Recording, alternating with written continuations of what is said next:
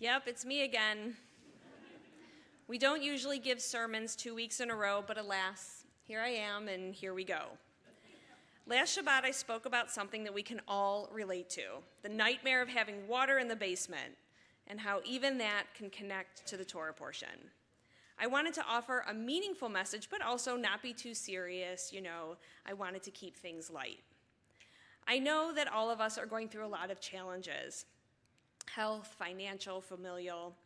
I've been told many times that people like to come to temple on Shabbat and hear more of what we would like to call a nechemta, a comforting message, a spiritual sorbet, if you will, cleansing the schmutz from the week that has just passed. I totally get it, and I always try to keep that in mind when I write, and keep that in mind tonight. Because I'm sorry to inform you, I can't do that tonight.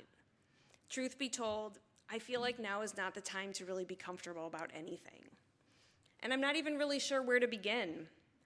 I could start with Israel, with the hostages that are still captive, where the stampede happened, trying to get aid. I could talk about the protesters that interrupted services last week at Emmanuel in Miami, and how police jumped right into action, and how I thought, once again, how lucky are we to have such amazing officers to support us, and how angry I am that we need them so badly. I could start with any one of these pressing topics, but I won't. I'm going to start with what has made my blood boil the past week, Alabama. Alabama decided that embryos are children, human beings. A bundle of roughly 8 cells is a human baby. Let me tell you, no one wants embryos to be babies more than the people who those embryos belong to. Ask them if those cells are babies, if they hold them. They will look at you and let you know unequivocally they are not. Federal fetal personhood laws have been introduced in our Congress for years. One was introduced just last year in both chambers. The Life at Conception Act, which would extend fetuses and embryos' constitutional right to life beginning at the moment of fertilization, has 164 co-sponsors in the U.S. House. My God. I have been so hot with rage that I honestly can say I'm surprised I haven't immolated. The only question I had left to answer is, what do I do with my rage?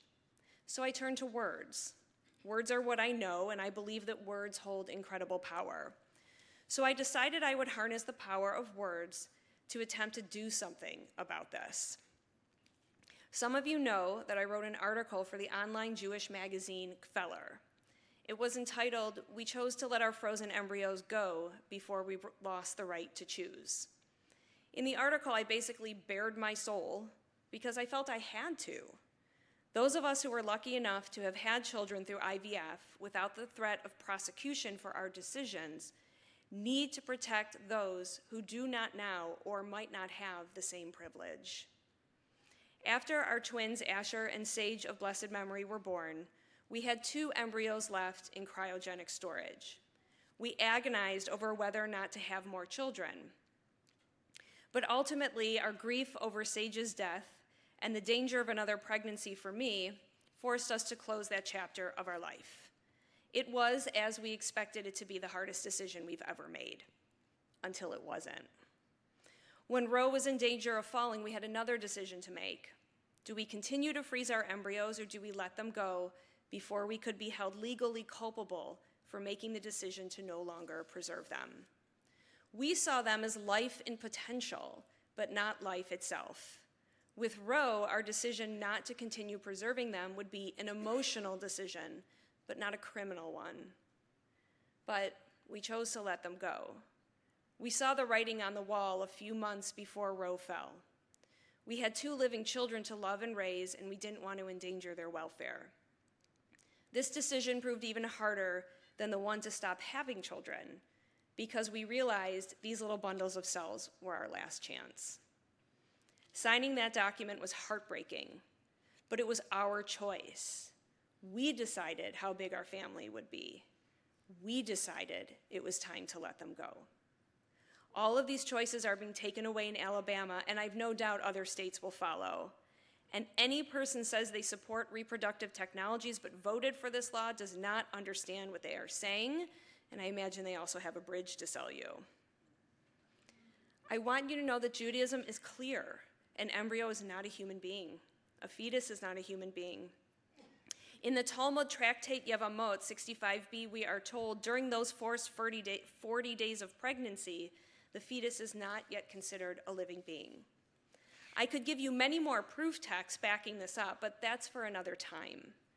What I really want you to see is that this is an issue of church and state. This is a violation of our religious freedom, same as abolishing the right to reproductive freedom. When Roe fell, there was already a congregation in Miami who sued. Not really sure where the lawsuit is today. I want you to realize that we do not want the state to cross this line. I have to be honest, I don't want anyone defining who and what is a human being. Historically, that has been quite dangerous in this country and in Europe. The point is, I want you to see this decision and all its repercussion as an issue that affects the Jewish community directly. Whether you need IVF or your kids do or you've never even heard of it, I need you to understand that as Jews, this is a violation of our right to live in this country free from the tyranny of another faith. Now, if someone else's faith doesn't support abortion access or IVF, that is for them to navigate with their own faith and their own soul. In this week's Torah portion, Ki Tisa, the Israelites build a golden calf. They are wrapped up in fears and hysteria when Moses does not return, and it led them to create an idol in the hope that it would give them back some sense of security and control. They were wrong. Today, people are building golden calves to the same power and control. They're building idols to fear of change and fear of the future. They're using the Bible as justification for taking away people's rights. That also enrages me and makes me want to burst into flames. Our Bible's first commandment is pru or vu, be fruitful and multiply. It doesn't say if someone lets you or if you're able to have children, you know, in the biblical way. Millions of couples have fulfilled this commandment through reproductive technologies. And trust me, it's difficult enough physically, emotionally, and financially without government interference. I just want to shout, don't use my Bible to defend this. Don't tell me that my God wouldn't have wanted us to have children. And for sure, don't tell me that me and Ryan defied God when we decided that we had fulfilled this commandment and decided to protect my life and be done. My God helped me bring my children into this world and didn't care how it happened. And my God cried with us when we had to make these decisions. I'm sorry for my anger. If this is all too personal for you, I apologize for that too. Trust me, I never, ever thought I'd be standing here and sharing this with you, let alone writing an article that went online around the world. When we were going through IVF, those two over there and maybe 5 other people are the only ones who knew.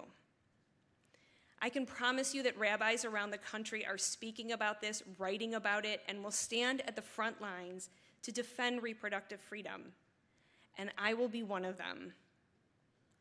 There is a prayer called Birkat Gomel. It is a prayer thanking God for saving us from basically a near-death experience. One of the most moving experiences I have ever had was with someone in the hospital who just gave birth to triplets. During the pregnancy, she tried not to think about how dangerous a triplet pregnancy can be, and now that they had arrived, she was ready to acknowledge that truth and thank God for saving her life and carrying her safely through 9 full months. I'd like to say it with you now. I want to say it to thank God for carrying us all this far, safely, in a world where we faced a pandemic, where we face anti-Semitism, for saving countless of women and men from prosecution for their reproductive choices. I pray that we will say this prayer again when this issue is solved and final, in favor of women and men and people who want to be parents. Baruch atah Adonai Eloheinu melech haolam shegamalti ko tov. Blessed are you, Adonai our God, sovereign of the universe, who has bestowed every goodness upon us. Shabbat Shalom.